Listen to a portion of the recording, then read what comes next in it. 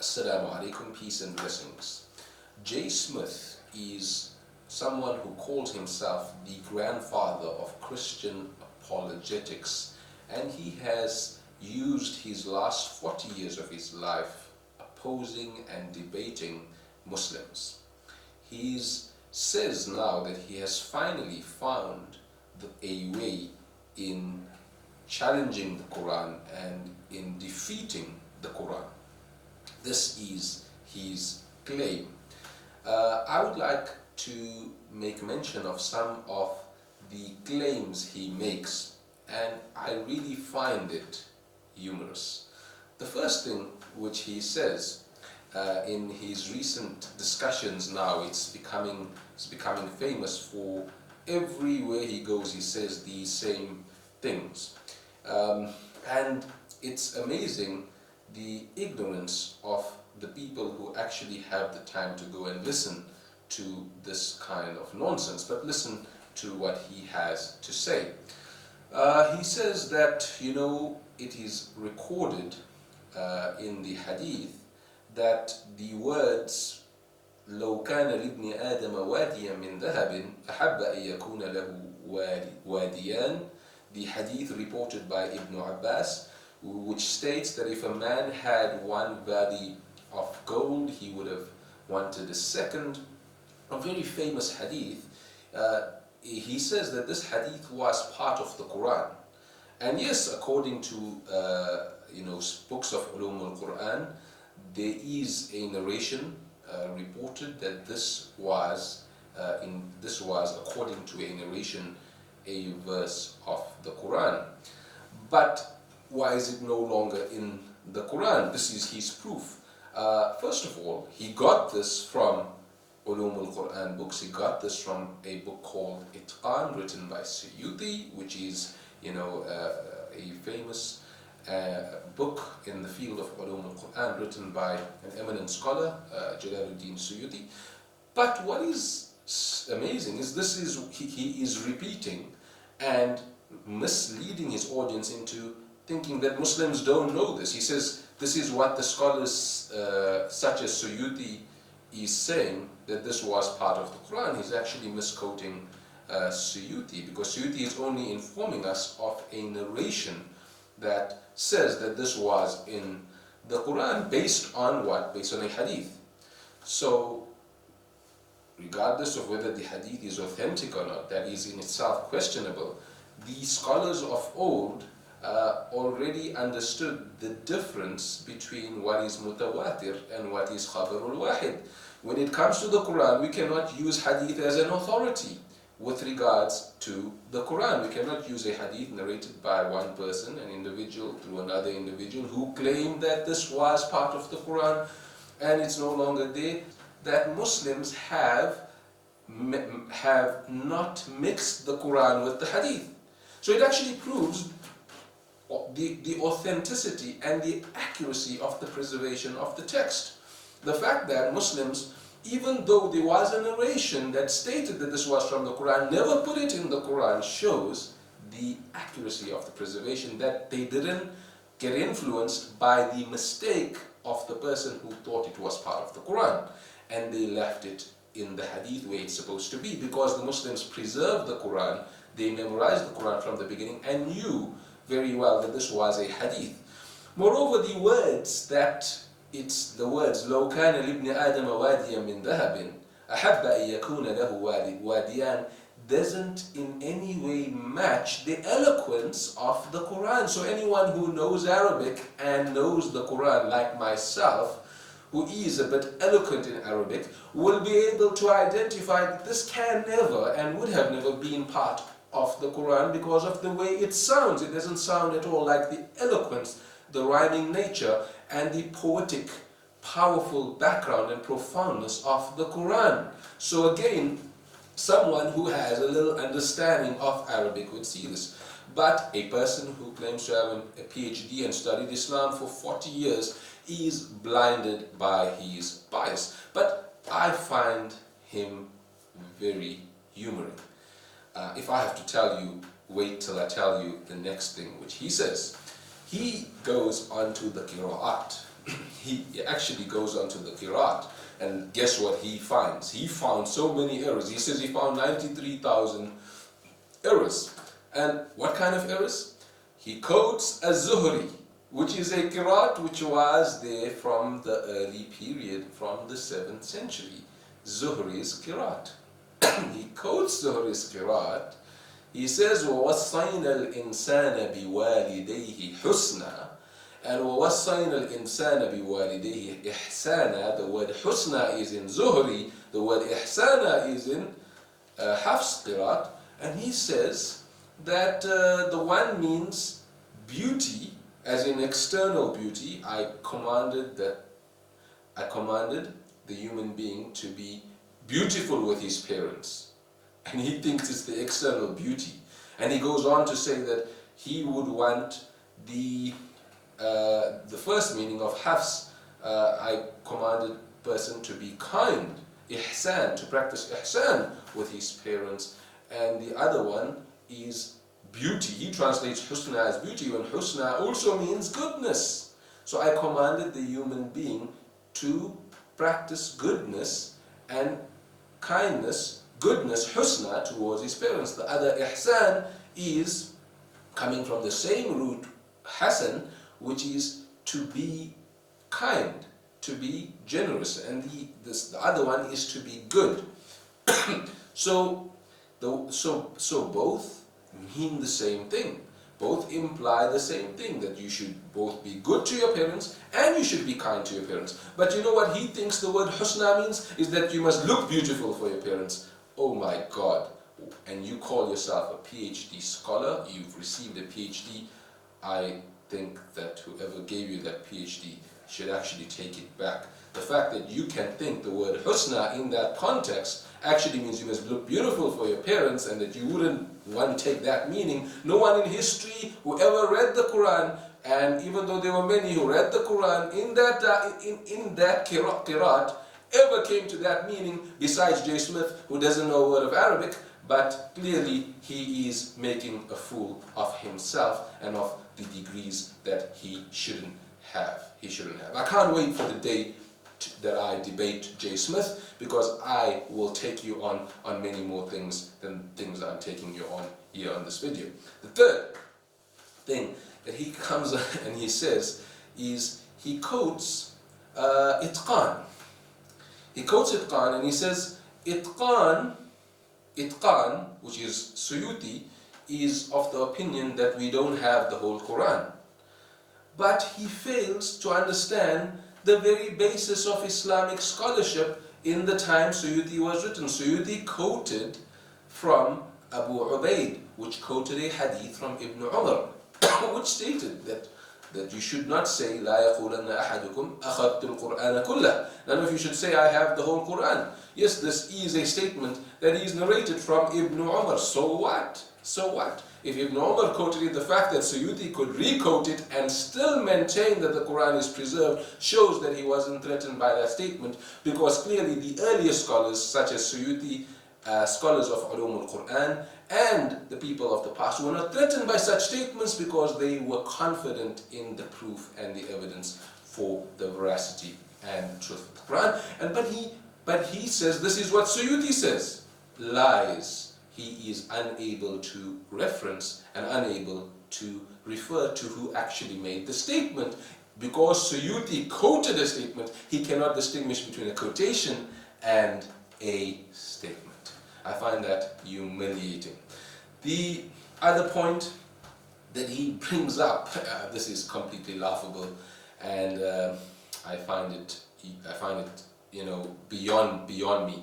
He quotes Dan Brubaker. Dan Brubaker, a scholar, a scholar who wrote a thesis on the examples of errors in the Quran.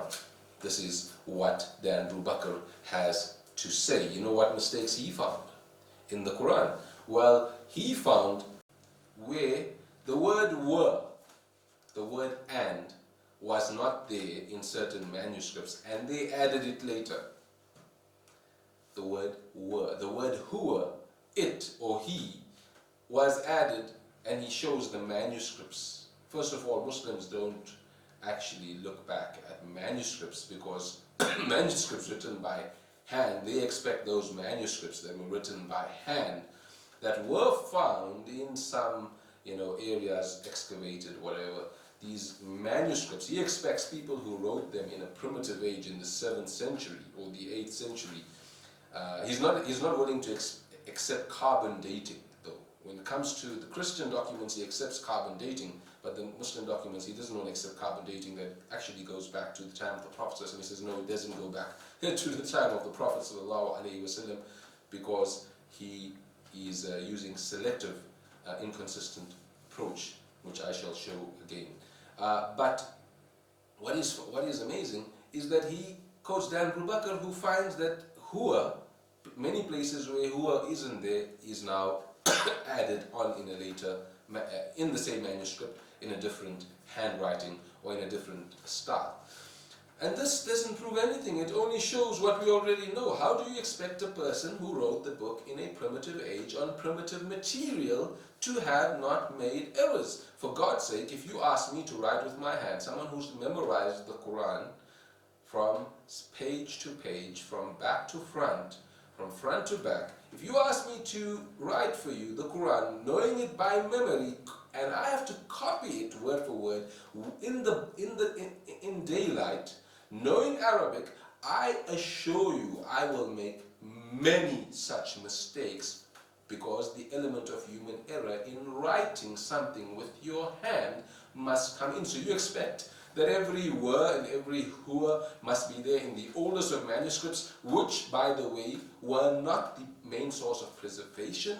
I find that appalling scholarship. I find that inconsistent and hypocritical and unacceptable from people who accept a Bible which was written 300 years after Jesus and consists of manuscripts that no two are alike. And they want to say, you know what, we don't accept the Quran because it has an it or a he that is not there. Wow, I find that to be hypocritical. I mean, especially if you are a Christian who believes in the Bible, where your manuscripts say Jehoshaphat was 8 years old and another one says he was 18 years old when he began to read. He was 8 years old, or he was 8, and the other one says he was a totally different age. The Quran, it's an addition of an it and a he, and it's not even claimed to be authorized. It's not even our source of evidence, yet you find that problematic. But you don't find a problem with manuscripts blatantly contradicting each other. I'm asking you for a single blatant contradiction in those manuscripts which you want to look for. I'm asking you where they contradict each other. I'm not asking you for the obvious, for something where, there's obviously going to be human element errors, where a hua is missing, a word is missing, a verse may even be missing. Of course this happened. Why else would Uthman, what was the reliance on material in those ages? The main source of reliance actually was the memory. And this is what we will come to in my last and final point. The fourth thing that was mentioned is we have the Bible. J. Smith, he says, we have the Bible. The Bible was, and I can't believe a scholar is saying this, I really can't believe it. The Bible is written in the 4th century, and he quotes Codex Vaticanus. And in an audience of many people consisting of even Christian scholars, he goes out and says, how come Muslims can't give us a 7th century Quran when we can give them a 4th century Bible? I think he forgot that Jesus came 600 years before the Prophet Muhammad, so the Bible is supposedly supposed to be 600 years older. But now he tells us how come he has a Bible, a manuscript of the Bible, the Codex Vaticanus, which is dated to the year 325 by his own dating, by his own biased method of dating. He dates it back to 325. And yes, we find, he says, how come Muslims can't give us a Quran from the 1st century? When you're giving me a Bible of the 4th century, you're applying an inconsistent approach. I cannot wait to debate you, J. Smith. And the last point, and the most significant one, J, the one that you missed throughout your entire 40 years of scholarship, acclaimed, alleged scholarship, the point that you have missed, and the one that you have seen, because it is the clear proof that the Quran is a miracle and the greatest miracle of all times, is the memorizers of the Quran.